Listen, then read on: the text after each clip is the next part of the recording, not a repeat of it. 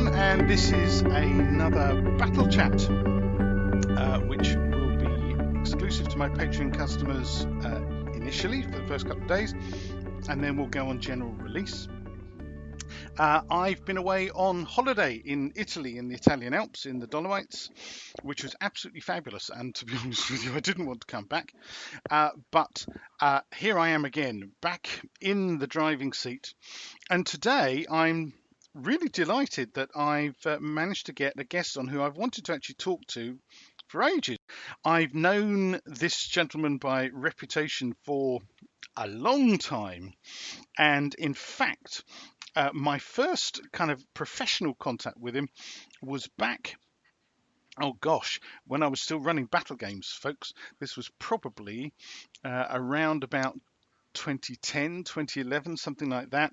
Issue 24, this gentleman wrote a piece for me because he'd, I think it might have been on an online forum, perhaps Old School Wargaming or TMP or something like that. A discussion had arisen about the commercialization of wargaming. And I managed to persuade him to write an article for me called The New Wargaming, which basically drew people's attention to the commercialization of our hobby and what alternatives there were. And it was a brilliant article, and I was really chuffed that you did it, because I know that a lot of people find it easy to just sort of rant online, but I know as a professional writer it takes some guts to actually sit down and write an article which will then be properly published.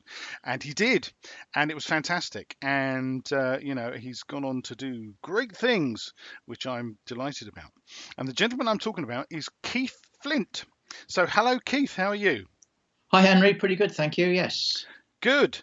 And you, well, let's start out, because people sort of know you by reputation, and obviously you've got a fabulous blog that's been running. I noticed just as I was preparing for this show, I noticed it's been running for 10 years or more now, Yeah. Keith, which is Keith's blog. That's Keeffs, Keith's blog, all one word, .blogspot.com. And yeah, 10 years. So that's a remarkable achievement, Keith. But we'll talk about that in a minute. So could you, people who might not know you personally or know of you, could you give a bit of background about yourself and how you came to start doing your blog? Well, I'm 60 now, so I've been wargaming for about 50 years almost, on and off. But the blog just seemed like a really good idea. The main reason that I did it was because it's just a great way of recording how your hobby goes for you. Yeah. Now, if you go, it's very easy to forget what you were doing in the hobby 5 years ago or 10 years ago. Yeah. It's almost like a diary, and sometimes I go back to the old posts and read what I was doing, and it surprises me what I was up to and what I've done in the past, and some of the things I've done.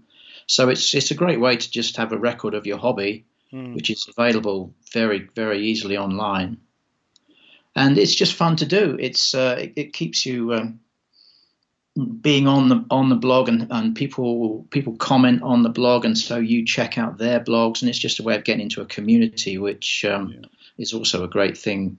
Wargaming is a very social hobby, so having a blog gets you into a community that you can pick up new ideas from. You come across stuff that people are doing that you never imagined was available online.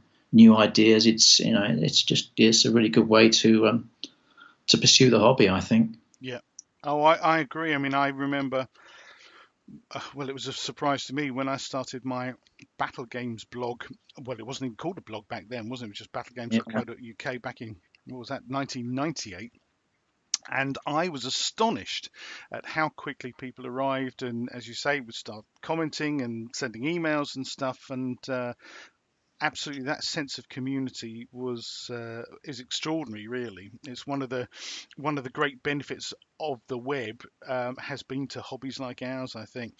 I mean, it's not just the blog. I have to point out, because I've got a copy of your excellent Honours of War here that was published by Osprey a few years ago.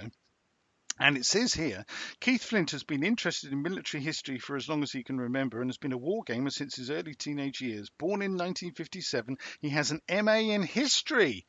Yes, you Wow. do. Hiding your talents under a bushel there.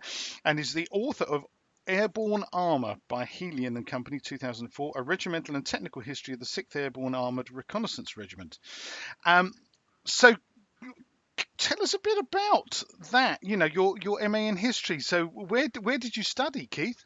Well, that was something I decided to do quite a few years ago. When soon after I turned 40, right. I decided I'm an air traffic controller, so I had a very technical education. I decided my education needed broadening into the arts. So I checked out the Open University, and it worked out really well for me. I did a degree, undergraduate degree, which is great with the Open University because you can study a load of different modules each year. You can learn about art history and English writing, or anything you like, really.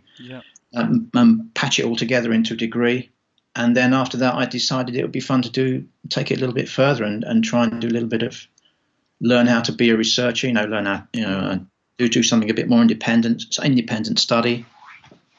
So I got into the MA, it was I'd recommend the Open University to anybody. It's brilliant. You can do all that whilst you're in a full-time job, and it's great. Fantastic. And funnily enough, you mentioned the Open University, and I'm considering doing another degree, which sounds right. At age 50. I'm fascinated in psychology. In fact, it's largely, funnily enough, my interest in combat stress and the psychology of post-traumatic stress disorder and military psychology and all that kind of stuff. That it's fascinated me ever since I can remember. And as I say, because of my involvement in combat stress, I suppose that interest has been more acute in recent years. And funnily enough, my best friend's a woman who studied psychology at university, and her sister is a professor of psychology at a university in the UK. And so talking to them has just made me think, well, why don't I kind of turn this interest into something a bit more concrete? Definitely. And it's here I am at 57. It might seem like a daft time to do it, but why the hell not? And the Open University, as you say, is the perfect vehicle for it because you can take as long as you like to do it and put different things together. Fascinating. So what did you specialise in your MA, Keith? It was an MA in history, and the dissertation I did was history on television. Oh, right. So I looked at in particular at you remember the World at War TV series that was on ITV a few years ago, and before that the BBC at the time it was big documentary series about the First World War. Yeah, absolutely. Well, I forget what it was actually called, to be honest, but just looking into the way they were put together and the importance of using the correct footage and things like that. How much the pressure of putting out documentaries made people just use any footage they could get their hands on, or how important it was that people use the correct footage, and what the commercial pressures were, and how difficult it was to put these things together in a big way if you were really trying to do it properly. Just really assessing how good TV history documentaries were, and with a particular reference to military ones, which is, of course, the area that I knew about, had some background knowledge on. It's interesting you say that because as you're saying it, I can remember times, many times in the past, that not just I think probably most war gamers and people interested in military history would be screaming at the television when the narrator is talking about, the Panther tank was this or that, and what you're looking at on screen is a Panzer IV or something like that. Exactly, exactly. So that's a bit nerdy, but also very interesting because it just coincidentally, last night I went to see the new Peter Jackson World War I documentary, They Shall Not Grow Old, that was shown. It's going to be shown on the BBC, I think, on the 11th of November, Armistice Day. Yeah. But it was shown, it was premiered as part of the London Film Festival that was going on, was it last week, something like that? And I know that the Perrys got invited to the premiere because they're mates with Peter Jackson. But it was so popular, apparently, and it got such rave critical reviews that they decided to send it out to a limited number of cinemas around the country. So we drove over to Uckfield in Sussex, which is, it's only about 20 or 30 miles away, to watch it last night. And this tiny little cinema, I have to say, the Picture House Cinema in Uckfield. But even though we got the last two seats, so we were having to crane our necks quite a lot to look at this screen that was far too close. The movie itself, the documentary, is a staggering piece of work, and I recommend anyone who's not seen it, please make sure you're around on November the 11th or get it on iPlayer when it finally comes out, because it is a beautiful and incredibly moving piece of work. Basically what they've done is they've taken original footage. It only focuses on the Western Front, kind of 14 to 18. Only focuses on the Western Front. But what they've taken is original footage and colorized it. They've restored, or if you like, added the color to show what it would have really looked like. And I have to tell you, the effect is it's mind-blowing. It's all this, for all these years we've been looking at this sort of flickering, grainy black and white footage. And the job they've done on this original World War One, newsreel footage and stuff is unbelievable, absolutely unbelievable. And the effect makes the whole thing much more immediate, much more, brings it much closer to home. It makes it much more reminiscent of the kind of footage we've used to seeing from, say, the Second World War or Vietnam, something like that. And literally at times, I have to say, the blood and the guts, and it's at times quite horrific, but also just the way it's put together. And he's used voiceover narration from, oh my God, I mean, the credits at the end just went on and on and on. Probably a couple of hundred different veterans that had been interviewed, obviously, before they died. Because are there any World War One veterans left at all now, Keith? I think so. No, I think the last one died a couple of years ago, didn't he? Yeah, there's plenty of stuff on record, though. Yeah, Harry Knapp or whatever his name was. Yeah, but yes, there's lots of oral historians who've done interviews for the Imperial War Museum, I think, over many years, and they've used those voices over this footage. It's absolutely phenomenal. So if you haven't seen that yet, Keith, I thoroughly recommend it. Sounds like one to watch. Yeah, absolutely. Put it in the diary. But anyway, we're not here to talk about that. But it's interesting that that's what you studied in your MA. I mean, that's incredible. And what a worthwhile thing as well, because I think for all of us who do love history, and military history in particular, these things really are important. We do, there are many wargamers who don't hold formal history degrees or anything, but man, they know their stuff. And it does matter to people like us that these sort of documentaries are done properly. But anyway, let's kind of move on from that, because so you've been doing the blog for 10 years, and as you say, it's kind of, as I understand, hey, here I am doing Patreon, which relies on blogging and stuff being, forming a community.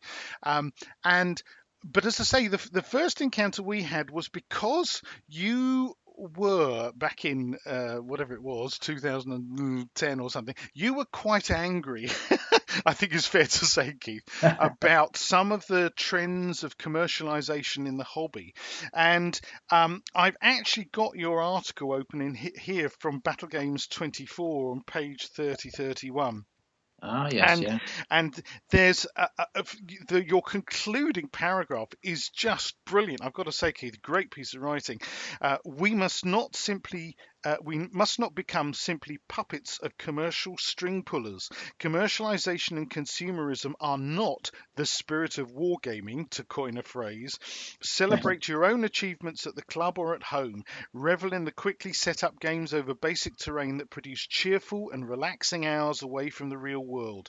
Be satisfied with what you already have and repeat after me. I am not a consumer, I am a wargamer. I am not a consumer, I am a wargamer. That's fantastic. It's very kind of you to say so. No, seriously, it's great piece of writing. And as I say, I was so delighted that you responded, positively to my request to kind of actually write an article about how you felt. I mean, cast your mind back to then, Keith, and obviously the trends in the hobby at the time. Flames of War, Games Workshop, and as you were mentioning in the article, a lot of the loss of, if you like, the old-fashioned, and I'll put this in inverted commas, trader in the hobby, as opposed to the commercial business. And take us back, Keith, to how you kind of saw the wargaming world at that time. Well, you mentioned the two main companies that start to give you that impression, and it was real. I mean, I started as a World War II wargamer. I'm still doing World War II wargaming. I've been doing that for decades now. Yeah. And I guess it was, to a certain extent, it was Battlefront, and Flames of War that got me thinking that it seemed so similar to the Games Workshop thing. It was like rather than getting into what I understood as the way people get into wargaming when they look at a period that might interest them. They do some research. They think about how they might want to game it, what scale they might want to game it. They think about what models do I want to use, what models are available, what type of rules do I want to use. Whereas with a company like Battlefront, Flames of War, it's all in one package, and it seemed to me people were getting sucked into a community that wasn't not quite the kind of community I wanted to get sucked into. It was all very much laid on a plate, and you did it this way, and you had to have these particular armies. One interesting thing that really was kind of a catalyst when one of the things I remember hearing was when the tournaments that Battler Group were putting on, or Flames were putting on, they decided that only people who had armies which were completely of miniatures produced by Battlefront would be allowed to participate. I thought, well, that's a bit off, especially as I'd just been trying to collect armies for the Polish campaign in 1939 and couldn't get all the models I needed from Battlefront.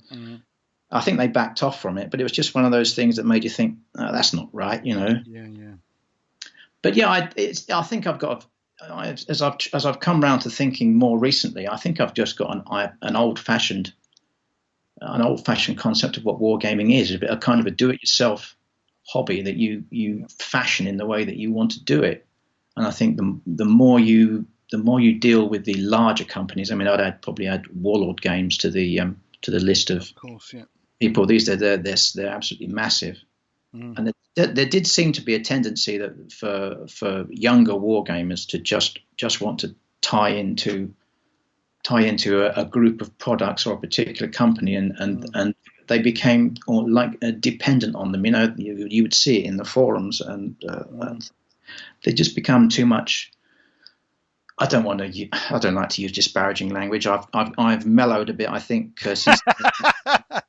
But you find that that word used these days, fanboys. You find they're just rather too dependent on a commercial company to form their opinions about the hobby and what's wrong and what's right. If you see, they're perhaps a little too slavish to. They see a point system, or they see a set of models, and they're rather too slavishly involved in seeing this is the only way to wargame. I think sometimes. I mean, it's because obviously I'm same generation as you, really, Keith, at 57, and I understand exactly where you're coming from. Because certainly as we were growing up, and I've got quite an extensive collection of old military modelings, Airfix magazines, Battle for Wargamers, all those good old magazines, where there was so much emphasis placed on, this is how to make stuff. And oh God, just this, tell you what, one of the things, rereading old issues of military modeling, I'm struck by how many pages of adverts there were, actually. It's Yeah. quite extraordinary compared to the actual articles content. There were pages and pages, but of course most of those adverts were in black and white, and they were just listings of stuff, early listings of Garrison and Greenwood and Ball and Bellona terrain and that kind of stuff. But there were also an awful lot of articles about, people pull my leg about it, plasticine and banana oil to convert your epic Confederates into Ming Chinese or whatever it happened to be, right? And Yeah. but and I think there was that culture that we grew up with, which was kind of mend and make do, and if it's not available, well, of course you make it yourself. Whereas now, obviously, you go onto the web and you can find more things than you can conceive of. Yeah. You stumble across stuff that, well, I didn't actually know that I needed a laser rangefinder or whatever it happens to be, but gosh, now that looks interesting, and it's only $9.99. I think there is that thing, and also, of course, as you correctly say, that whole culture that Games Workshop brought in, which is the kind of the game in a box. You buy the box, it's 50 quid, and everything you need is in there. There's the miniatures, there's the instructions of how to paint them, there's even a few paints and a couple of rubbishy brushes and what have you, and that sort of ties the youngster in. And then also there's the games club within the Games Workshop, which brings them back time and time again, so they're constantly in that environment where they're encouraged to buy new stuff. And then, as I think you might have pointed out in the article, people will change the rules, all that thing that yes, we know you paid 30 quid for that only 2 weeks ago, but I'm afraid it's not legal in our tournaments anymore. But Yeah. this other thing that's 40 pounds you can use. So I can remember having a wry smile when I read what you wrote there, Keith, because I could see the trend, and the article got a great response. I suppose the thing now is, kind of ironically, that in a sense, do you look back and think that you were Canute facing the onrushing tides there? Yes, I'll definitely. Yeah, yeah. I mean, as I say, I've kind of mellowed a bit over the since then. I can see that these guys do provide a great service in many ways. I mean, Warlord Games provide. Since I've been started doing my ancient stuff, I bought a fair amount of stuff from Warlord Games. They provide a decent service, and there's a great range of figures that they produce. And to be fair, I mean, thinking about Battlefront. I remember when a new edition of the Flames of War rules came out. They're on to about their 4th edition now, I think, something like that. They, if you had an old edition, you could hand it in, and they would give you the new one for free, which I thought was, that's a decent attitude to take. Yeah. So they're not all bad. But it is. I think it is very. It's a plain fact that any of the big online wargaming companies are run by ex-Games Workshop people, so they have that. They're trying to make a living out of it. So okay, but I think it's just important to realise that you shouldn't be too reliant on them. That you should rely on your own. Carve your own path, I think, and not get too sucked into doing it their way all the time. Yeah, because also another thing I can remember that you touched upon at the time, which I think, again, there was nothing we could do to stop it because of the different technologies that have evolved and so on, was the death of the old black and white, photocopied set of rules, basically. Yeah. And of course, the irony is, and here's a good way to introduce it. Here's your book, Honours of War, published by Osprey Wargames, a lovely full colour publication. Similar size to their sort of Men of War series, and I suppose that's two things have come to that.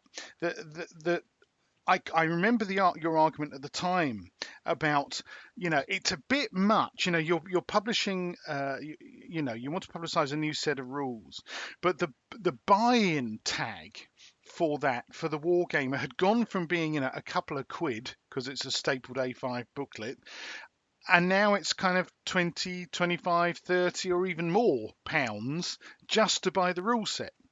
Yeah. And purely because of the production costs that have got to be covered, and it's because the demand now is similar to the game in a box things. People want not just the rules in the book, but they also want background material. They want, history. I mean, here's me. I obviously can't say anything. I wrote a blooming 520-page book. Yeah. Full color monster thing. Which I consult regularly. Oh, bless your heart. Is often dipped into. I'm glad to hear it, rather than you dipping it into gravy or something. Or worse. The thing is, but I deliberately set out, because I was commissioned to write a book that was kind of, oh, Henry, write for us the most comprehensive book about wargaming that, you possibly can. And then they just left me to it, which was a mistake. And they've done much the same thing with my next book, which still isn't quite finished. But so that was really interesting that actually, well, tell us a bit, Keith, about how did your Honours of War come about, and how did this kind of deal with Osprey to publish them come about as well? Did they commission you, or did you approach them? Oh, well, it's kind of a mix of the both, because they were just the Osprey. I mean, the Osprey Wargames series, I think, is good because you get a set of rules basically for £12, which is a significant in a small little, roughly A5 size softback booklet. So I think it's the kind of way rules should be going these days, and I hope the tendency continues that way or goes that way. But when they were first kicking the series off, and they only had a couple of titles, Phil Smith, who was running that section of Osprey, they put some adverts in the main Wargames magazines, just saying if anybody's got any ideas, let us know. And I just purely by coincidence had been working on some 7 years war rules for quite a few years. I thought, why not? Just give it a go. And I was very surprised, a couple of years later, a few months later, to end up signing a contract and then getting the book out about 18 months later. So it was just a bit of good luck, being in the right place at the right time, and people say you make your own luck, don't they? Yeah. I was just kind of in the right place at the right time, and it was just a fun experience. I mean, with working with Osprey is so easy.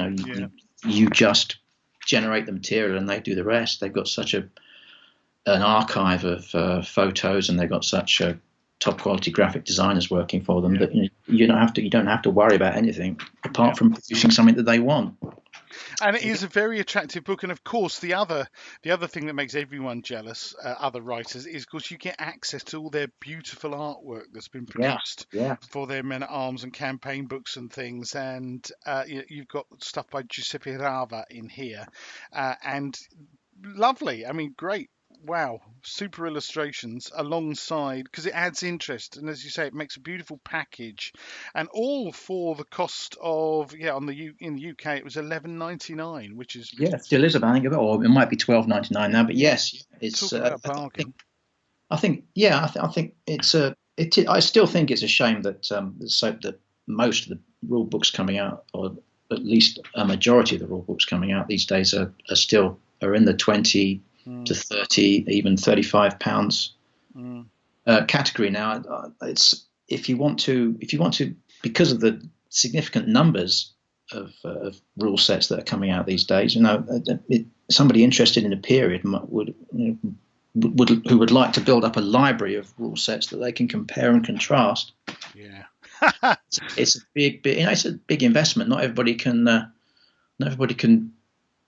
justify 150 quid or something on a bunch of rule sets when they've got other financial commitments. Absolutely, and of course that I'm thinking as we're sitting here, the new edition of Black Powder's just come out, which is as a book, as someone who I'm a bibliophile and I love beautiful books, and it is a beautiful book, but it's also quite an expensive beautiful book, especially since as they're insisting and as the reviews are telling us, the number of changes from the original edition aren't that many. Yeah. In the old days, of course, I mean, I'm smiling because I've got a pile of WRG rule books next to me here that we'll talk about shortly. But back in the old days, they would send out like a photocopied sheet or something in the post. Wouldn't Yeah. they? That had been hand typed. Oh yes, we've made a couple of amendments. Here's an errata sheet, so, and you'd go through your rule book with a ballpoint pen and kind of write in what the alterations were and that kind of stuff. Not so much now. But of course, also WRG were notorious for. Oh yes, I mean they got up to 7 editions of the Ancients rules before they then went over into DBA, DB, DB whatever.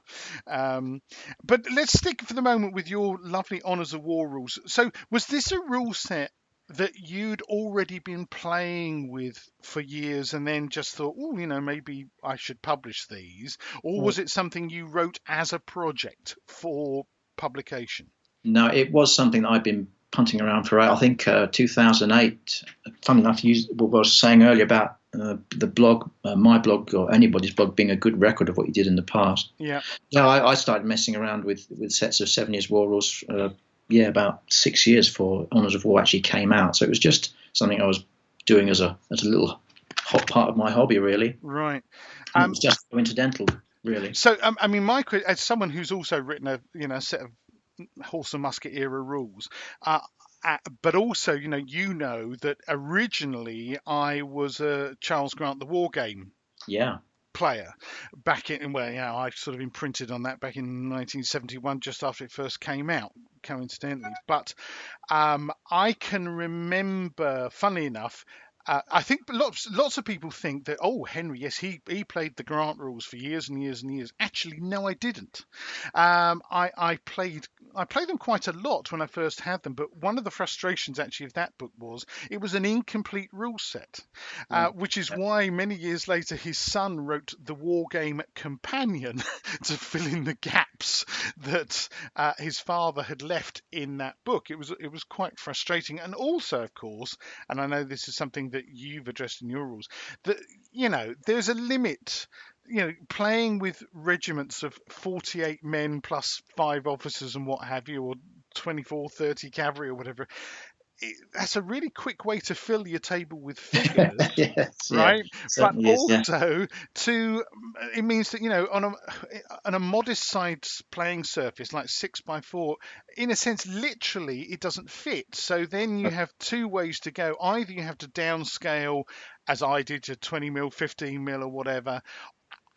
Or you then say, well, do I really need 48 man units? How about 36s? How about 24s? And when that happens, at the same time as other rule sets are arriving, I probably played more games with Bruce Quarry's Napoleon's campaigns in miniature and Airfix Guide to Wargaming, thing than I did with the Charles Grant rules, to be honest with you. So I'm kind of interested in your journey, Keith, at what led you to decide this is the kind of Wargames rules that I'm happy playing with. Well, yeah, my route is more from Donald Featherstone than from Charles Grant and the Peter Young, and Charge. I started with Airfix figures, and I started with reading Donald Featherstone's books. The War Game is probably the most influential book I ever read on Wargame, and I still dip into it quite regularly. Yeah, I sometimes think, in fact, I've been thinking recently, I'm stuck in some kind of rut here, but it's just the way it's just where my origins in the hobby are. But yes, the Donald Featherstone 20-figure regiment. Yeah. Just as you said, I agree with everything you said. It's just so much more convenient way to wargame. I'm always surprised. Charles Grant. Charles S. Grant, Charles Grant's son, has stuck with.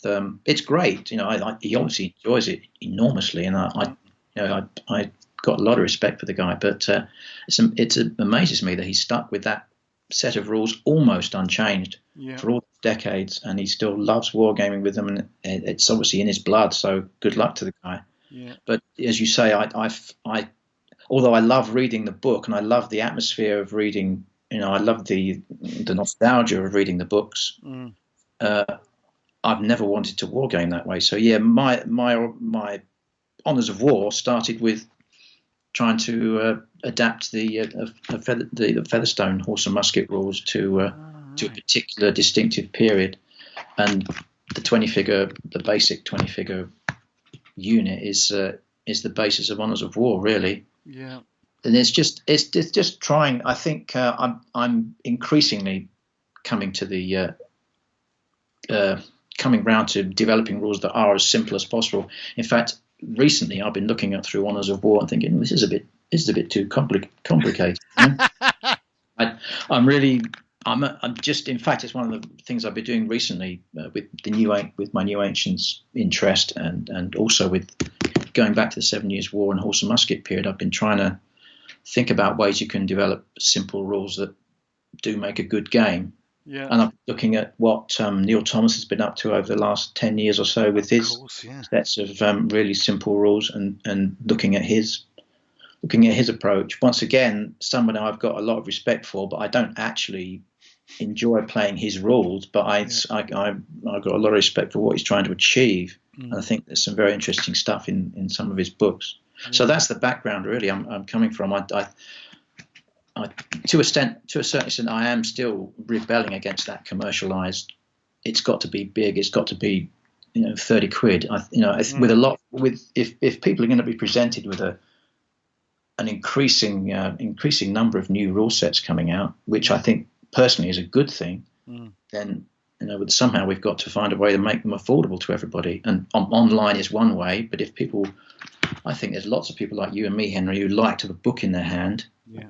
And let's give them a relatively inexpensive book, and give them a set of rules that they can get to grips with very easily, and even play a particular period using 2 or 3 different sets of rules, depending where they are and who they're playing with, and be able to pick them up, in a couple of hours. Yeah. I'll point out to our listeners that actually it looks like the most recent post on your blog from Friday the 5th of October was about this very subject: free rules, simple 7 Years' War. Yes. So people can go onto your blog at keithsblog.blogspot.com. I shall put in the show notes. The name Keith was already taken, I'm afraid, when I said I had no choice but to put I love it. I really love it. That's really cool. But yes, but that's marvelous that you're kind of opening up the discussion about this and making stuff available to people for naught, basically. That's incredibly generous of you. And I also I hear what you're saying about maybe even using different rule sets, because the thing is, like my own, the rules I wrote in the Shot, Steel and Stone rules I wrote for the Wargaming Compendium have sort of an interesting history. I'd been toying with writing my own rule set for, oh my God, probably 30 years or something. And they evolved enormously over that time. They went from something that I now look back at and think, oh my God, that's shockingly, I can see the influence of Bruce Quarry in that, endless lists of pluses and minuses and what have you. But then you kind of, as you do, you go through life and you get influenced by different rule sets, different interpretations of history that have come up. None of these things are set in stone. No. I think for a long time there were a lot of history books written in the old days that were very kind of declarative. This is the way it was. Whereas, of course, in more recent years, and fortunately, a lot more history's come along saying, well, this is how we think it was based on, the most recent evidence we have to hand. But, there are these grey areas. And as I've already mentioned earlier in the show, that my interest in military psychology has led me to question, quite a few things that have been sort of supposedly set in stone for a long time.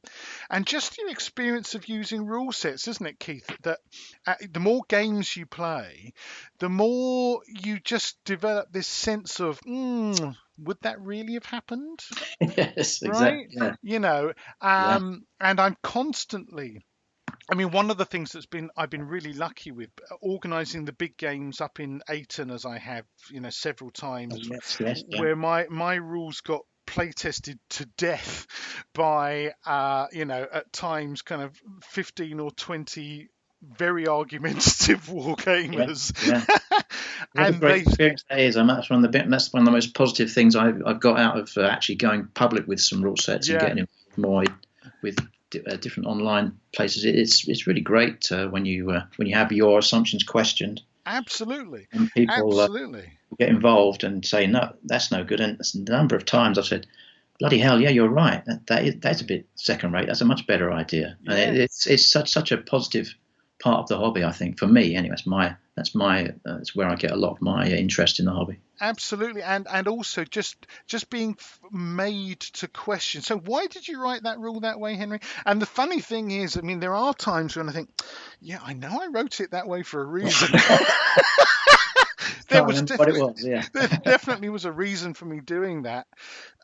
Or someone else pointing out the absolutely bleeding obvious that you'd completely overlooked, or despite how many hundreds of people, thousands presumably now because of the book, have now read that rule set, and I still spot, oh my God, I've duplicated that factor in the morale chart, or I missed something out. How did that happen?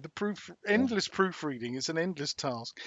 But yeah, I've always found that process fascinating. So this is why I'm really excited to talk to you, Keith, about someone who's been through a journey, but from a different starting point. But it sounds to me like we're kind of ending up with similar conclusions, perhaps because of our age, that actually, do you know what? Things really don't need to be that complicated.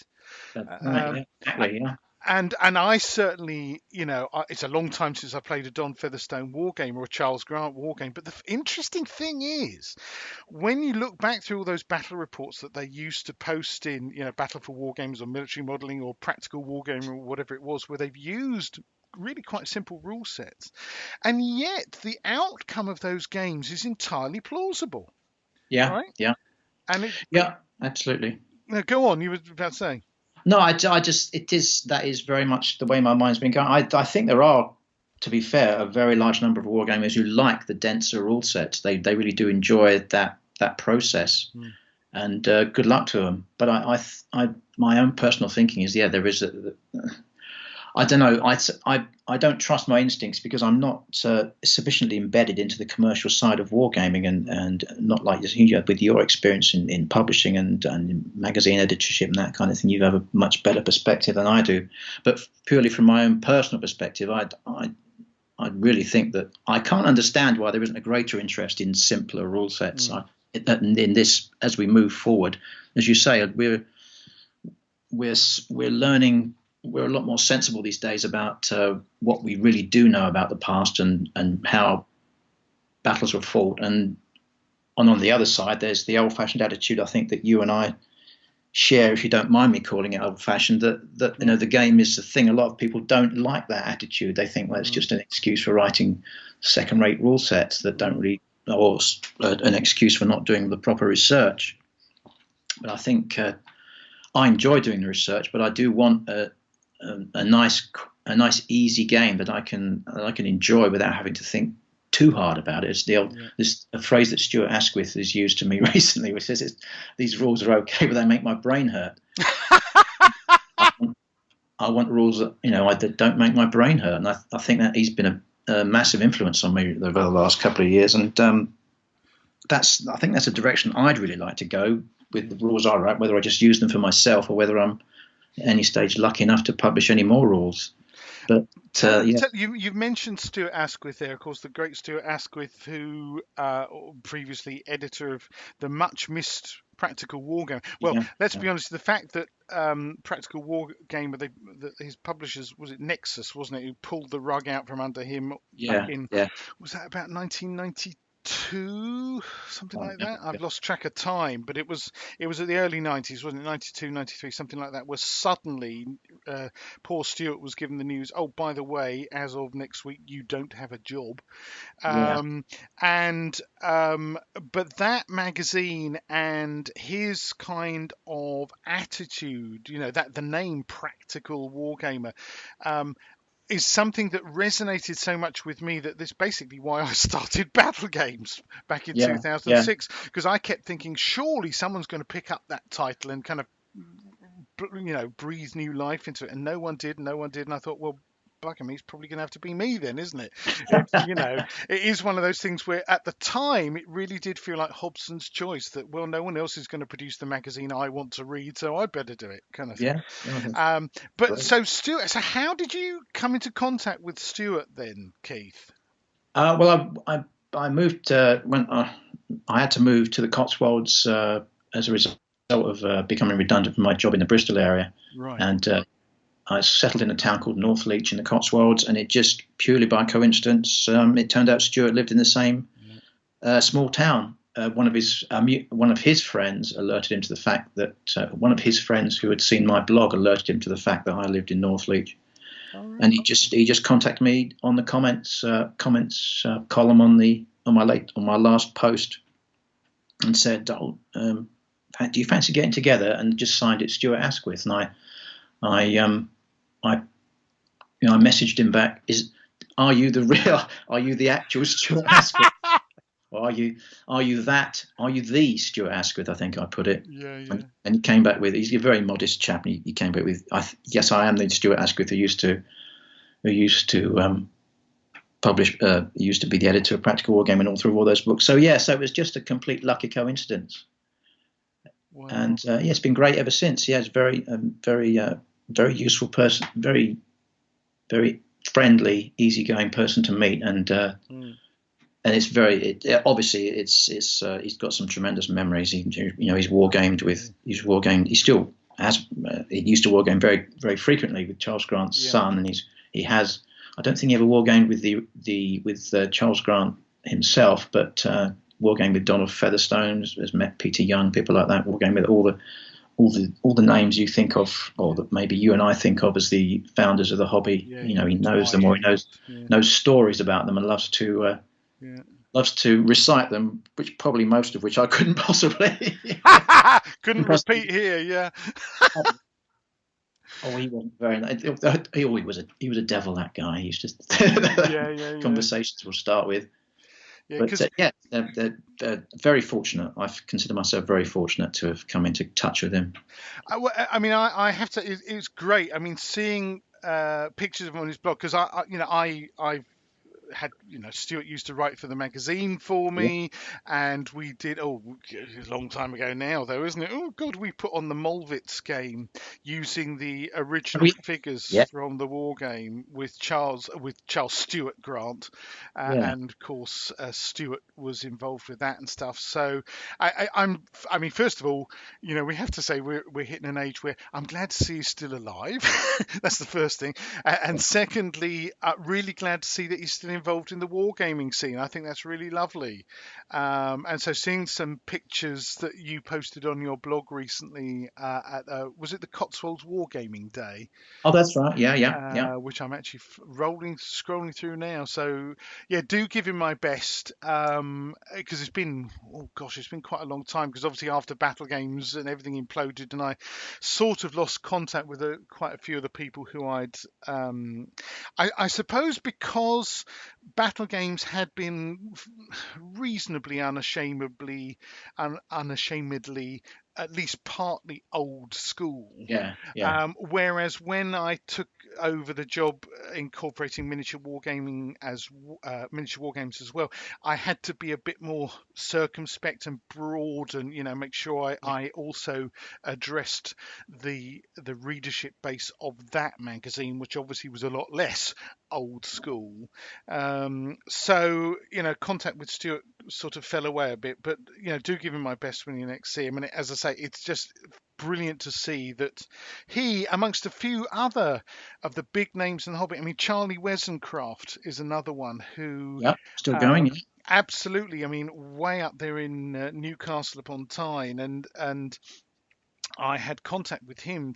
It was a surprise because of my involvement with the Don Featherstone commemoration weekends at the Wargames Holiday Centre. And Charlie, already aged 85, 86 or something, drove himself all the way down from Newcastle and all the way back, which is just remarkable, really. And of course, Charles Stuart Grant, who again, sadly, I haven't spoken to for a year or two now, but he's still cranking out wargaming books like there's no tomorrow from Partisan Press. So it's great to see that these people are still involved. But anyway, so that's been fascinating about the Honours of War thing, and your feeling about wanting to play and produce for yourself, really, and your friends, simplified war games rules, which brings me on neatly to an I'm for my sins a member of the Society of Ancients, though most people don't know that, but I am, and I get my Slingshot magazine, and it's one of those magazines where I read it in bits from time to time, and I was just flicking through the one from, I think it was last month, July, August, or that edition, and blow me down, here's an article, Becoming an Ancients Wargamer by Keith Flint. Well, Keith, yet again, I read it, straight through, and I was nodding all the way through and thinking, wow, he's hit the nail on the head again. So rather than me quote from it, Keith, tell us about that article and what prompted it, Keith. I was just thinking, if I restrict myself to one article about every 5 years, I get some decent ideas. I'd hate to be someone who had to produce a column in a magazine or try and write an article every week. But anyway, yes, it was straight out of Stuart Asquith's influence. Popped down. He loves painting figures. He gave loads away, sold loads when he had to move from London after Practical Wargaming folded. But I think he'd been out of contact a little bit with a regular opponent who lived close by, and so I was able to offer him the opportunity to have regular games at his house again, and he had a stack of ideas for what he wanted to do with all these figures he'd been painting. Right. And one of the things he had a little collection of 20mm soft plastic ancient stuff. Yep. From all the different manufacturers that are around these days, and he said, "Well, let's how about we'll do Trim Sauce from Donald Featherstone's original book, and we'll see how the rules work." And we went round there, and he had smaller units. He hadn't painted as many figures as were needed to actually play the game as it was originally set up. So we had to adapt the rules a little bit. But it was such a relaxed, fun thing that it just suddenly got me. It suddenly got me thinking, this looks like a bit of something I've never got into after decades as a war gamer. I'd always shied away from Ancients for whatever reason, because I try to focus on a very small number of periods, and Ancients had never butted into my mindset. But suddenly I thought, this is such a light-hearted, fun game. I thought, and in particular, Stuart had adopted Tony Bath's idea of just having any figures he fancied on the table. We didn't, as the original Trim Sauce game was. It was two imaginary nations, and you could have whatever you wanted. So it's fun. It's interesting. A lot of people have said that to me since I've started talking about getting into Ancients. If I ever did Ancients, I'd have to have chariots, I'd have to have some Greek hoplites, I'd have to have Macedonian pike phalanx, and I'd have to have some Celtic chariots and maybe some Egyptian archers. Because it's such a massive period, and there's so many fascinating. Obviously, you were talking about Society of Ancients. Most of those guys are serious historical war gamers, they like to have their historical periods. But I think there are a significant number of people like me who just like the idea of having a kitchen sink armies where they can just have fun painting all these different types of painting and creating all these different types of units.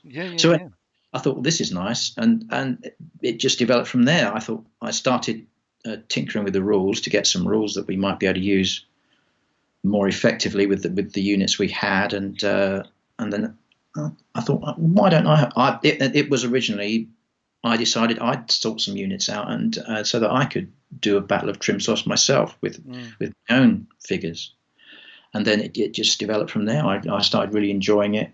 And it was something really new and different and interesting. And that was the spark, really, just playing a game with Stuart and finding that, as I say in the article,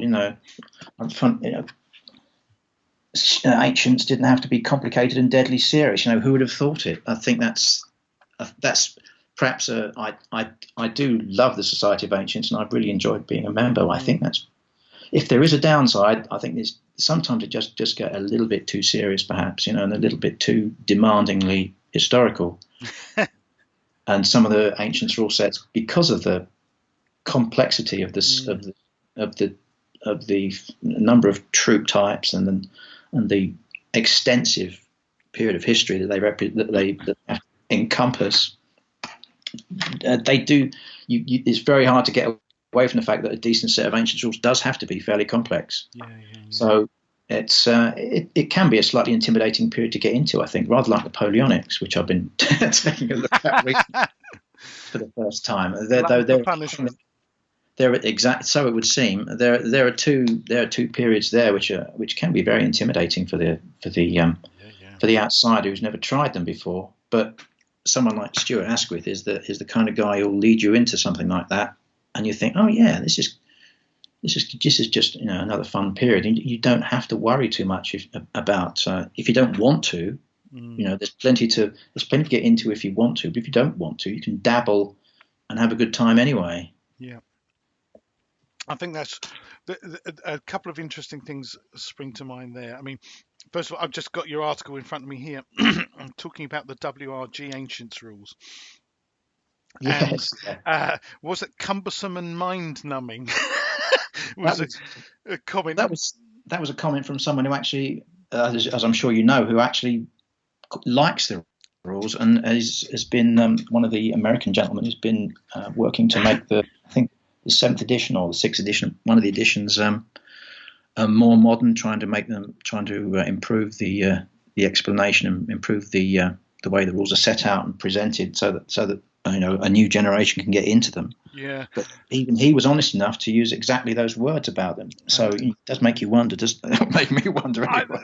There's an interesting thing here, because I've actually got next to me on my desk here, I've got the 5th, 6th, and 7th edition of the WRG 3000 BC to 1485. Actually, this is an interesting point. Actually, I've noticed the 5th edition was actually 3000 BC to 1250, but then in the 6th edition they took that to 1485. Yeah. So there's a number of points to raise about this. First of all, this desire to write an all-encompassing rule set. How many thousands? That's 4,500 years of history. Yeah. Means that, of course, you are trying to write rules to cover a phenomenal number of different weapon and armor and tactics combinations, which potentially you're on a hiding to nothing right from the start. Exactly. Yeah, exactly. Secondly, the fact that the WRG rules for many years, of course, were used in tournaments, the big nationals tournaments and that kind of thing, kind of meant that they had to be written in quite a legalistic way. I mean, what we came to lovingly know as Barkerese. Right? Phil Barker has a particular way of not expressing what he means. Yes. I think would be fair to say. But the other thing is, it's when you're coming to a new period, when say you're in your 50s or 60s, it's a very different experience from when you're coming at it in your teens or early 20s. Yeah. I certainly remember, because I first played WRG rules, it might even have been 4th edition or something, just before the 5th edition, but certainly 5th edition, which came out in the mid-1970s when I was in my mid-teens. And at that age, your brain loves stuff, right? We love data. We love the minutiae of stuff. I mean, this is one of the appeals, of course, that Games Workshop has with all its different space marine, all the tiny differentiations between different space marines and what each is capable of, and this spacecraft and that spacecraft. And it's kind of the same when you're approaching Ancients or Napoleonics. I remember the Bruce Quarry rules were what I played for years in my teens, where as I mentioned on this show before, if anyone who doesn't know them, they're wonderful. First of all, it's one figure to 33 men. So you better know your 33 times table, right? Because casualties were also expressed in men and not figures. So you had to, so, oh God, so I've had 172 casualties on that unit. Oh gosh, so that means that's 5 times 33 is 165. So it's 5 figures and then remainder, however many the rest is, and so on. And Yeah. the WRG Ancients rules were one figure equals 20 men, and casualties were in men. So you had to know your 20 times table. But also, I'm looking at what's, actually they managed to condense it down to a two-sided quick play sheet, which is remarkable, really. It is almost indecipherable would be the other. Yeah, The well, other comments to make, I think. but it's quite a skill, as I know, because I'm still failing to condense my own shot, steel, and stone rules down to a nice quick play sheet. It's quite a skill to be able to take what's a fairly lengthy and involved rule set and condense it down to a play sheet like that. But it meant that you would have had to have thoroughly read and understood everything in the book before you referred to the play sheet.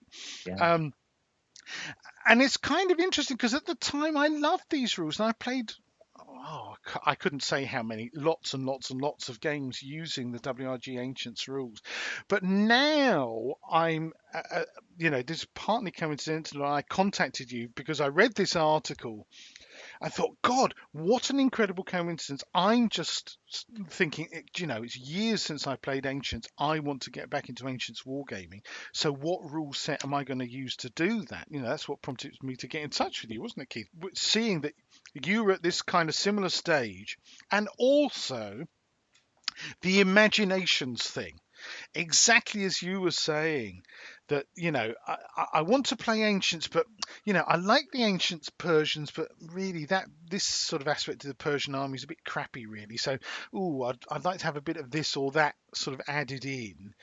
But also I know that I've got other friends, the same guys who I play the 18th century stuff, with, are also at a similar stage. We quite fancy getting back into Ancients, but I quite fancy having some hoplites, and I quite fancy having some chariots, and I quite fancy having some cataphracts, Yeah. So as you say, it's like, well, we have a precedent here. Here I'm in the middle of writing a book about wargaming campaigns, and of course the greatest wargaming campaign that has been recorded was Tony Barth's Hyboria. Yeah. Where you had Vikings against Persians, against Romans, against Celts, against, Magyars or whatever. Yeah. And the ancient period rather lends itself to that, doesn't it, Keith? It certainly does. It certainly does. Yeah, it's exactly what I've done with it anyway, and it's I found it a great deal of fun, I must say. I mean, you couldn't have imagine picking two ancient historical armies and finding that neither of them used elephants. I mean, what's the point of doing ancient wargaming if we don't have elephants, for example? Oh damn, I've just painted 500 figures each side, and I've just realised I don't have elephants.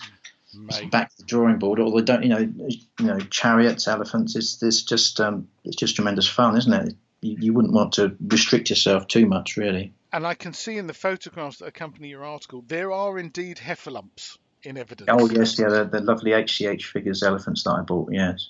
I'm very interested to ask you, Henry. Thinking back to those games you were talking about with the WRG rules. I mean, can you remember thinking they were really good fun, or can you remember whether you were thinking Flaming X is a bit too much like hard work, or was it the teenager thing where you just loved being a geek and you loved all the detail and the intimate detail of it? Well, there are two things at play, as there always are in our hobby, Keith. The first thing was when I first started playing them. Basically, there were those rules, or I think there might have been a set of Newbury rules, Ancients rules, Trevor Halsall. Oh yes, yeah. But actually, I was just more used to playing the WRG rules. And at the time when we first played them, I think I was introduced to them by a couple of older lads at school, because I was in the school war games club, which I ended up running. And they introduced me to Ancients Gaming, and they used the WRG rules. So I was kind of coached into how they work. Yeah. And also at the time, I can remember sitting down and just reading them cover to cover. And other than a few bits where, Phil Barker had managed to make it sound incredibly obscure about what he meant, I was able to pretty much work out what was going on. Also, I should probably say that back in the day, I was pretty good at maths. So Yeah. I wasn't put off by, the numbers in the rule set.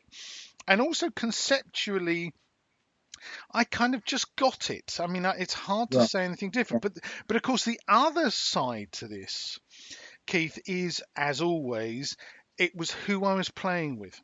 I really Yeah. got on with and trusted the people I was playing with not to cheat, not to exploit any lack of knowledge I may have had. So you're having a cooperative experience rather than a Exactly. competitive experience. Yeah. Exactly. And there was, I suppose, thinking back, there was a lot of discussion about, oh gosh, we've got this happened here. How the hell do we sort this out? And it was always sorted out in a kind of gentleman's agreement kind of way, Yeah. or the flip of Yeah. a coin or whatever.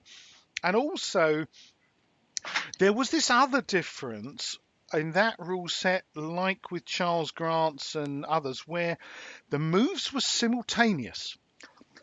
Yeah. Excuse me. So you would write orders, and then you would sit down, take your 5 minutes, all write orders for the next move, and then you'd both reveal what your orders were and move the troops. And so, as a matter of course, there was a lot of, yes, I was going to charge that unit, but you're moving them over there. So we need to work this out. Where would they hit each other, and do we need to backtrack?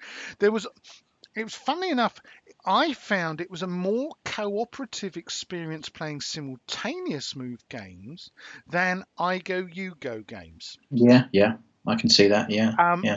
They just demanded more ongoing discussion about, what do we think would actually really happen here?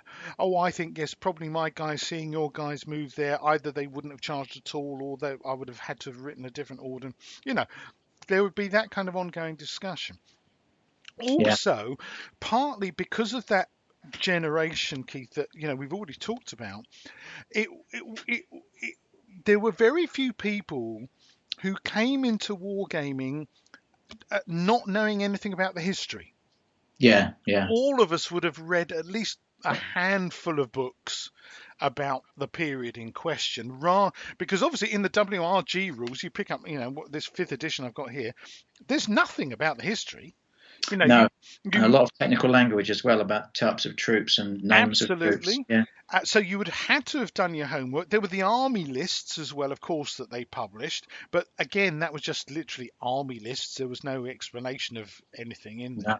No. So you would have had to have done some reading around the subject before you kind of came to the hobby. And I know, going back to what we were all earlier saying about, and that's one of the objections that the more commercial manufacturers have, is that, oh God, how do we get people into our game without saying, well, sorry, before you play our game, you've got to go away and amass a library, right? Yes. Or join the local library.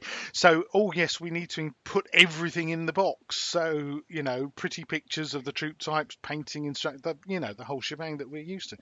So, in a sense, Keith, there's those two key factors. That first of all, as a youngster, my brain just soaked up all this statistical and data stuff. And secondly, I was lucky enough to be with the right group of people. And that continued later, because I went after school and stuff, and went off to university, and I met a chap, my mate Guy, who also was into wargaming, and we retook up Ancients Wargaming together.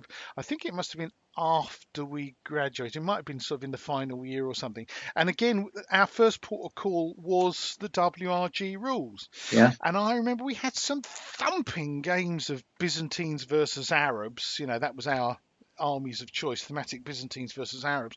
We had some enormous games, some of which probably did last an entire weekend. Yeah.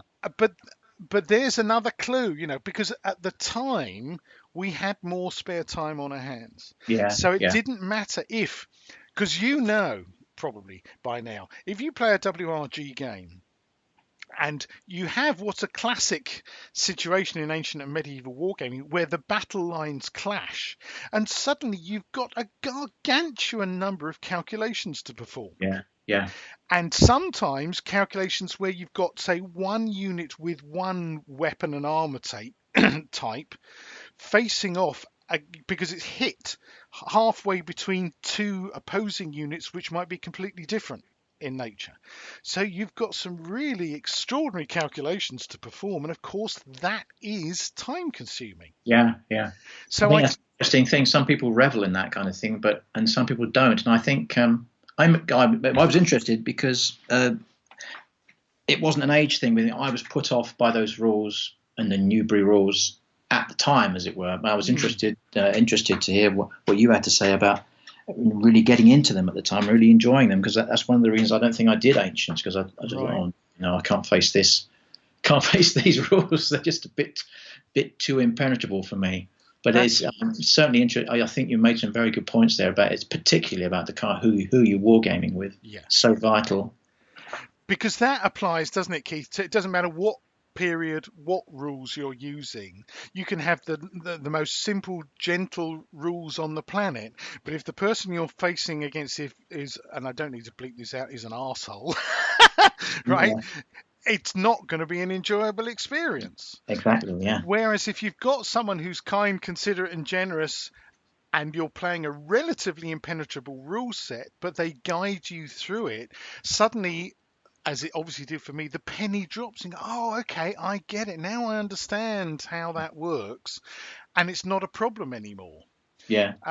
So that early experience I had, whereas the people I played the Newbury rules with, I didn't get on with at all. Yeah. And so therefore the Newbury rules never really kind of resonated for me, though I know other people who, loved them. So in terms of the rule, you're actually doing what I'm going to be trying to do now, which is writing your own Ancients rule set, Keith. Yeah. Go on then, tell us a bit about that. How are you getting on? Well, I've got since over the 2 years since I first played that game of Trimsos with Stuart, the bug has caught me, and I've been trying to work in exactly the same. As I was saying earlier, I wonder if I'm stuck in a rut here. They're exactly the same thing, starting from a Donald Featherstone set of rules, and then trying to taking that as a simple basis, and then trying to work on from there, and then eventually finding that you can't make rules that simple anymore, and getting a little bit more complex and much further away from anything that's recognisably Donald Featherstone. But yeah, I mean, I've produced a set of rules which function, which work quite well. But even with those, I've been looking at them recently and thinking, could these be a bit simpler? Are they too complicated? Is there? One of the great frustrations I have is that I'm finding some original way to make a simple set of rules encompass complex situations. And I think if you've got that, if you've got that spark of creative inspiration, then you're a very lucky person.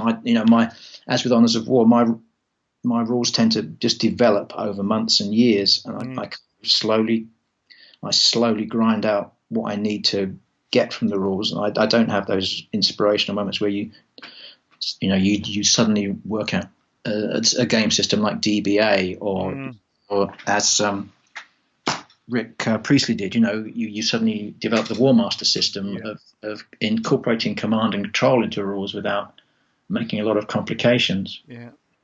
Yeah, so the rules are there. I mean, I can now exclusively reveal that they've been turned down by Osprey, so they're not going to be published. They're not going to be published by Osprey anytime soon. I had Phil Smith at Osprey, who's still running the Osprey Wargames project, and is a lovely guy.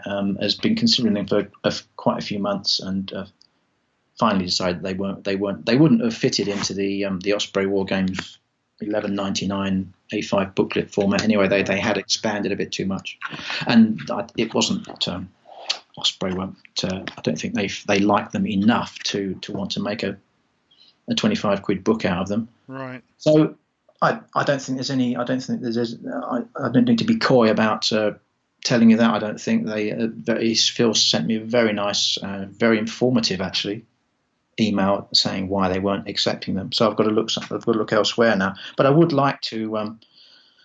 I would like to publish them because I just, as I intimated earlier, I found it such an interesting experience. It's all very, if you've got a nice little set of rules that you enjoy playing yourself or with a couple of friends, and they say, oh yeah, these are nice rules, Keith, or perhaps they're just being polite or whatever. But when you take it that step further and say, I'm going to publish, let's see if people are actually prepared to spend money buying these rules. And let's go to the trouble of play testing them properly with a lot of people who you don't know, who might live on the other side of the world. And it's such an interesting process that it's become part of my hobby. Really, it's not something I do because I want to make a little bit of money or because I want to. It's enjoyable having people say, being known as someone who's got a published set of rules out there, but it's just the process is so fascinating, and I've realised, having been so fortunate with Honours of War, that it's a really interesting part of the hobby that I really enjoy, much more so than say painting. Some people painting figures is what they really enjoy, painting terrain or whatever. But for me, I've found that's my little niche, and I think it's just something I enjoy doing. I enjoy spending the time. So that's where I'm going. I'll look for someone else to. There's so many options these days, as I'm sure you know, Henry, if you want to publish something. So that's where I am at the moment, anyway. Now, I mean, certainly, I'll say publicly, I would love to see your rule set, Keith. Absolutely, would love to see it. Obviously, more than happy to advise on potential courses of action that you could take that would benefit not just you but also the people who I'm sure would love to see and play your rules, because I think that it is. I empathise enormously. Funnily enough, and I've mentioned this in my podcast to my listeners before, but you might not know this. Actually, the rule set that appeared in the Wargaming Compendium initially was going to be an Ancients rule set. Oh yes, you mentioned that to me, didn't you? Yes, and it was going to be an Ancients rule set, but because I realised, oh my god, all the potential permutations that I need to think about here and the place testing that would need to be done, and literally I could see, the deadline thundering towards me like a freight train, and thought, oh my god, I just can't get this done at all in the time, and I'd already had 2 extensions, I think. So that's why I kind of realised that, however, out of the process of doing the research I did for Ancients Wargames rules, the penny dropped for me that, oh my god, I can see in there actually, surprisingly, there's a set of horse and musket rules, because certain mechanisms that I'd created actually worked perfectly well for the much, obviously horse and musket is a much simpler sphere. It's much more like paper, scissors, stone, isn't it, than Ancients, which is paper, scissors, nail clippers and all the other things, right? So that's why I was fairly rapidly able to bring my knowledge of 18th century warfare to bear and produce that shots in the stone rule set comparatively rapidly, and discovered to my delight and huge relief that, oh my god, it works, right? So I empathize enormously with your efforts around ancient wargaming, and I'm really fascinated. I'll be following your journey here and kind of echoing it, because as I say, not just the rules, but then also the imaginations, the kind of Hyborian idea. We've already started planning this with my friend Simon Tonkis and Ian Burt, who are on the forum and stuff, and there's some others who are making noises that they might be interested as well. So there's at least 3 of us who are saying, oh yes, okay, let's give it a go. It's fascinating, yeah. And it's just that with the main motivation, because I suppose now we are all guys of a certain age, it's got to be fun first and foremost, right? We're probably going to be trying, funnily enough, the Warhammer Ancients battles, which, funnily enough, when they were out and being used, I never played them. I think I might have played 1 game. with the Warhammer Ancients Battles rules. I played, but in a sort of Dark Ages setting. And that was 2007, something like that. And of course, since Warhammer Historical went out of business, I've had the rule sets and they've just sat gathering dust on a shelf there. But I did play quite a lot of Warhammer Fantasy Battles, and of course, the basic mechanisms for the meleeing and all the shooting, all the rest of it, is pretty much the same. Yeah. So when we were kind of casting around for, we just want a fun rule set, but we want to be able to, we want to have heroes, right? We want to have heroes in our games. Yeah. And it's like, well, hang on a minute. What about the Warhammer rules? Because, of course, a large component is, you have a unit that's got a leader and you can have these heroic generals who step in and save the day kind of thing. Why don't we give them a go? So that's what we're going to be doing. I think our games are going to look a bit bonkers because we're all collecting different manufacturers and quite different styles, but that's like part of the fun, right? Absolutely. Three more, yeah, definitely. It's completely imaginary, and we don't necessarily want the homogeneity of, they've all got to be Perry figures on the table or something like that, and it's for our eyes only. Yeah. So we'll see how it goes from there. So, I wish you all the luck in the world with that, Keith, and I hope at some point in the future you'll come back on the show and tell us how it's been going and what the experience has been like and what you've learned along the way. And perhaps you will even do a follow-up article for Slingshot or on my blog or something. That would be tremendous. So anyway, that's kind of covered most of the things that I wanted to ask you about this time round, Keith, because the time's flown. It's already coming up to sort of an hour and a half, I suppose. We've been chatting. I want to ask you one final question, Henry, because I find it interesting talking to you. You have an interesting outlook, which I'd like to. Yeah, go ahead. Just following on from what we've been talking about. I mean, there was a blog post I put out recently where I kind of questioned my assumptions about the hobby, and we've been using the words old-fashioned, old school quite freely during the last hour or so. Yeah.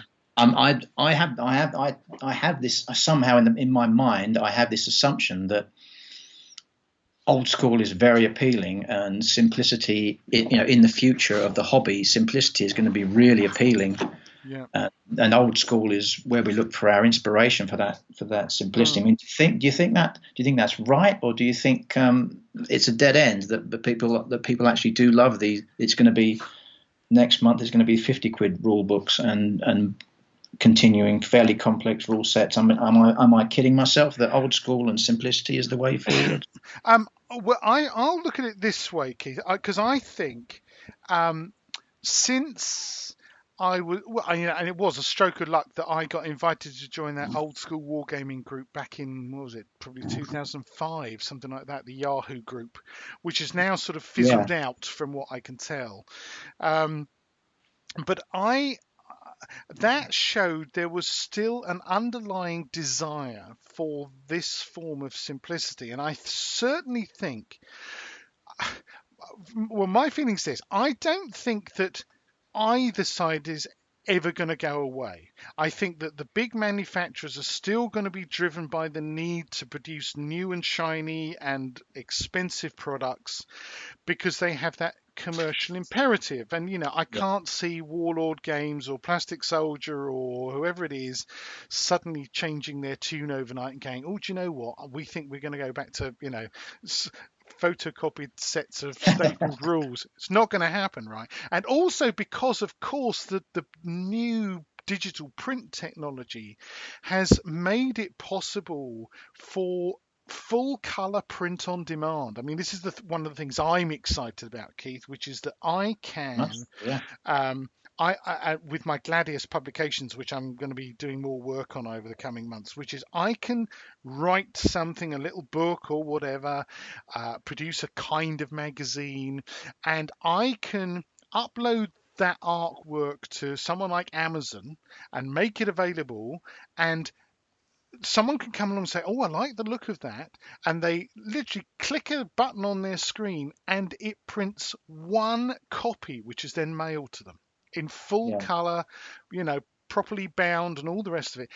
That is amazing to me. When I think back to when I started Battlegames and I was having to get litho print quotes where, well, mate, your best option is to print 5,000 of them because of the cost per copy.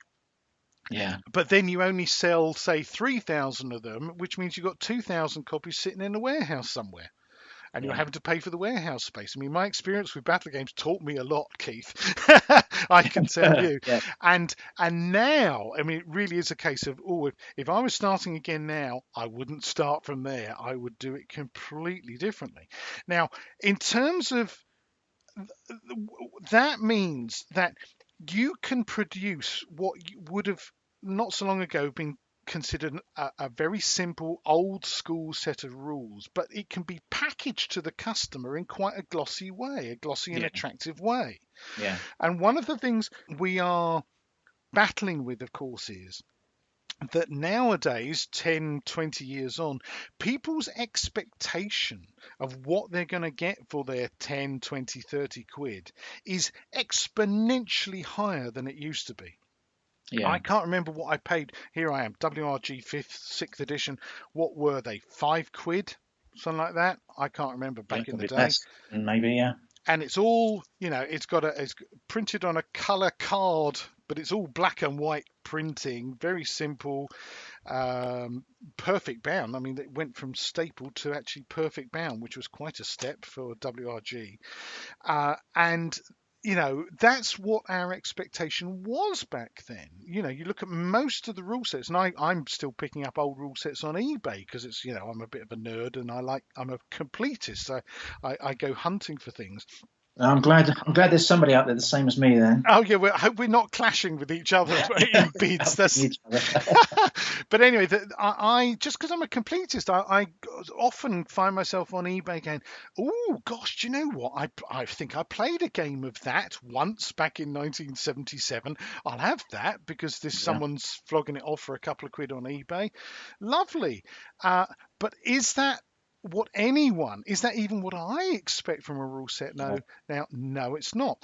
But so in terms of the presentation, Keith, I think that we've got to be realistic and say those days have pretty much gone forever. That, we now have an expectation that if you're paying X pounds for a product, pretty much standard now, it's got to be full color. There are very few rule sets you see now that are just black and white, that's for sure. But the other thing is, in terms of the game's design itself, I think that there's two strands here. The first strand is, I think there's always going to be the people who are of a personality type who equate detail with accuracy. Right? Yeah. And I think that's just one of those things. And perhaps our hobby attracts a far greater proportion of people of that kind than the general population. I think that's fair to say, right? Absolutely right, yeah. The detail nerds. And because it's not just the rule sets, it's the painting of the figures and, the accuracy of the miniatures on the table, etc., etc. The wargaming as a hobby, if you're a detail freak, you can wallow in it, to the nth degree. If that's what you want, it's a superb hobby. A bit like, the model railway crowd, where they want it to look exactly like the LNER was in March 1925 or whatever it happens to be, right? Yeah. So that's one strand where almost, if you like, the detail accuracy is what holds their attention rather than the broad brush accuracy.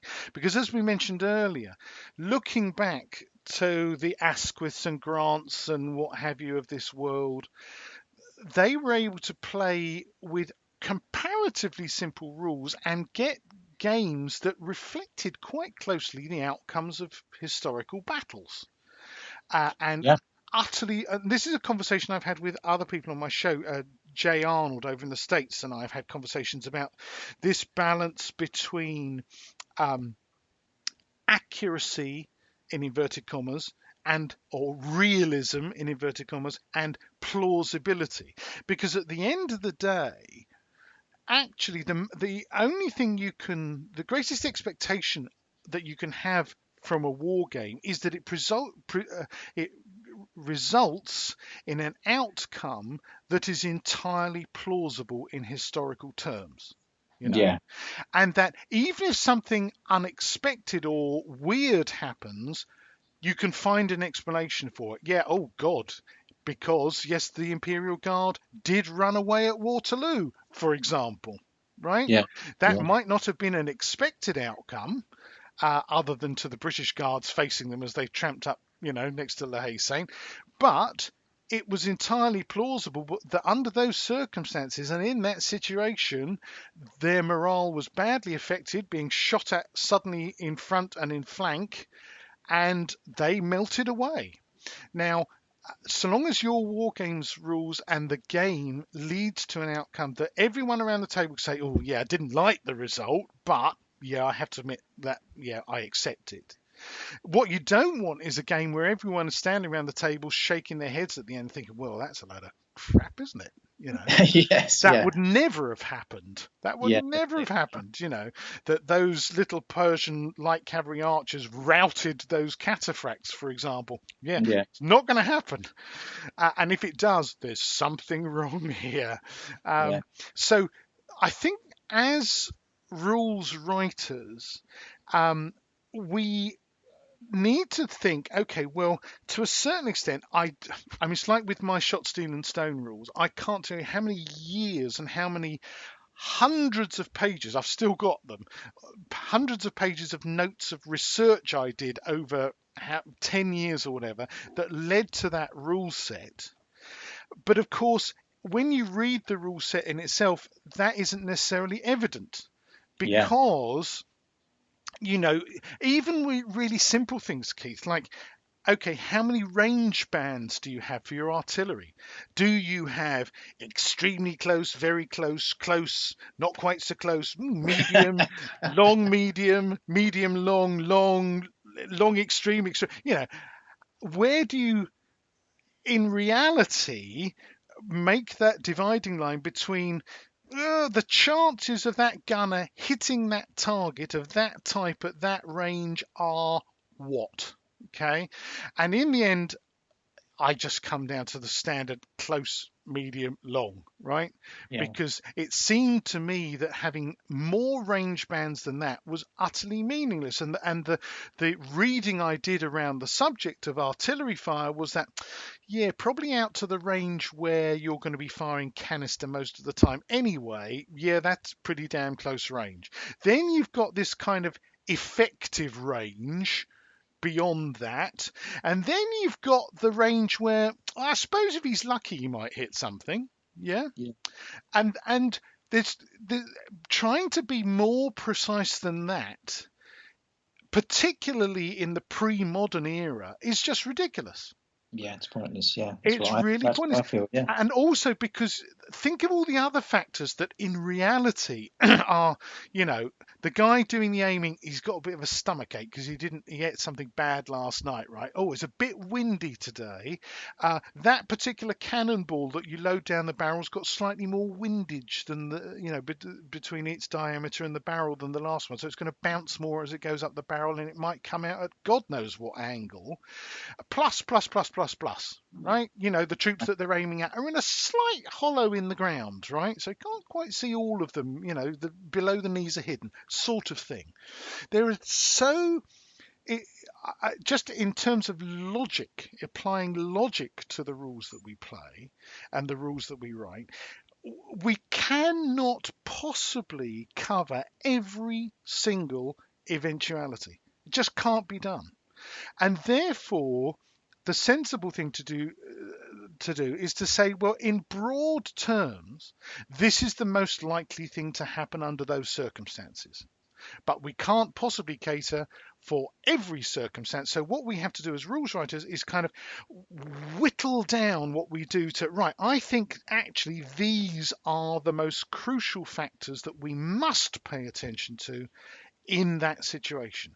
And as long as I'm content that we've paid attention to those, everything else really can just fall away. And it's I think that not only does that, in the end, it's not just doesn't just produce more satisfying games for the players because they can concentrate on the tactics rather than the minutiae. Yeah. But it's also actually a more satisfying rules design, rules writing process, because you can be satisfied that, yeah, okay, I did look at that possibility and I discounted it for this reason. Yeah. Yeah. And I think one of the problems we've got with the Ancients period, that you and I are both facing, is that, first of all, getting hold of the original source material is next to impossible. Yeah. But then that's also where you have to say, well, okay, as a rules writer, to be honest, my best guess is going to be as good as anyone else's. So long as I've done as much reading as I can around this particular subject, this particular era, these particular armies, so I understand that, yes, the Greeks had this big, 3-foot wide shield and a long spear, and they were armored in this particular way, and they fought in that particular way, then actually I can reduce all that kind of research load down to a few key factors. We're sort of making a rod for our own backs by doing the imaginations thing and saying, yeah, but I want those Greek hoplites to be able to fight samurai. Yes. Which is kind of asking for trouble, because if you actually simplify it and say, well, I've got this bunch of Greeks fighting that bunch of Greeks, or maybe a few Persians, actually that gives me far less to have to worry about. So I certainly understand those rules writers, Keith, who say, do you know what, I'm going to focus really in close on just that bit of history. Yeah, I think there's a lot to be said for that. Yeah. That's been me in the past. Always, I've always thinking I became, let's have really period specific rules. Absolutely. But the other thing, final thing I want to say, I'm keeping an eye on the clock here because I know that you've got to go, but the other final thing I want to say about the old school tendency, I think that's never going to go away, because whether it's to do with a particular type of person or a particular age of person, if we're honest, right, where we think, do you know what, I've had a really slogging hard day at work, I just want to play a nice simple game, but still be convinced that the outcome's plausible. There's this other thing that I've mentioned in my podcast and discussed with people before, which is this influence we have now much more, which is the influence of board games like Commands and Colors. Yeah. Where obviously the first simplification is you have a grid-based system, or think of Simon Miller's To the Strongest rule set, which uses squares, right? Not to my taste. I feel a bit funny about squares for some reason, but I can understand it. But hexagons or whatever, where using a grid-based system to start with removes one whole load of complication, which is measuring ranges, right? Yeah. And measuring move distances and all that kind of stuff. So can't really argue with that. That's potentially a plus thing. But even without that, the combat systems, mechanisms, for example, that are produced for board games, even though at first when you read the rules might sound a bit fearsomely complex, what they often do is they will distill down that whole combat plus then morale result into a single calculation. Now, I don't know if you've played them, Keith. There's a rule set written by Alessio Cavatore called Kings of War, produced by Mantic Games. No, I haven't played that, no. Right. You can download the rule set for free from their website. Right. And they've got a fantasy version and a historical version. And this is one of the clever things that they do. First of all, you don't have bits of units. Your unit moves as a whole. Secondly, the combat calculation and morale calculation are incorporated into the same result. So you roll for the overall combat result, and that combat result might result in that unit it has to fall back or whatever, right? Yeah. Definitely worth your while taking a look at those if you're looking for simple, fast play rule sets. But yes, so that kind of thing. Now, this is the other thing. The Kings of War thing, Mantic Games, this is for a modern, young audience. And I look at that and think, God, yes, it's a really simple, fast play rule set. So it's not necessarily the case that all youngsters want masses of data, complication, that kind of thing. Yeah. And so I think the whole old school, in inverted commas, name thing is something that's been a bit of a curse for me. I can tell you, because I was involved in that old school wargaming group, people assume, oh, Henry, that all he does is plays with Spencer Smith and Charles Grant rules all day long. And absolutely not true. Perhaps 1% of my wargaming time is spent doing that. The rest of the time I'm doing all sorts of other things. But if we take old school to mean kind of simple but not necessarily simplistic, right? Yeah. Simple, but because they are the product actually of lots of research and the winnowing down of a rule set to its bare essentials to produce a plausible outcome, I think that's always going to be there. So I think the short answer is there's always going to be those two sides to the hobby, Keith. The detail complexity side and I want a fast, simple game that I can pick up quickly and easily and get through in an afternoon, but I want to feel like nothing really stupid happened on the table that wouldn't have happened in real life. You give me hope. You give me hope, Henry. Well, I hope so. Keith, mate, I think we're going to have to wrap it up there. Certainly. Thank you so much for coming on the show. I really appreciate you coming on. And I'm so glad that I've got to talk to you properly at last. It's been from my point of view, it's been very interesting chatting to you, Henry. It's been a privilege. Not a privilege, mate. I'm just like you. I'm just someone with a bigger gob online than you. You're outspoken, but I'm publicity seeking. How about that? But that is the difference between doing something as a hobby and doing it for a living, is that unfortunately, this is the irony. Is here we are talking about the creeping commercialization of wargaming and all the rest of it. I am part of that commercialization. That in order to survive and earn a living, I have to be as noisy as I possibly can and say to people, "Oh, don't forget me, don't forget me." But no, Keith, it's been absolutely brilliant talking to you, and I hope that you will consent to doing a post for the blog sometime and coming on the show again. Yes, definitely. Yes, it could be really interesting. Fantastic. Well, thank you so much, Keith, and I hope to speak to you again before very long. Yeah, thank you very much, Henry. Goodbye now. Cheers.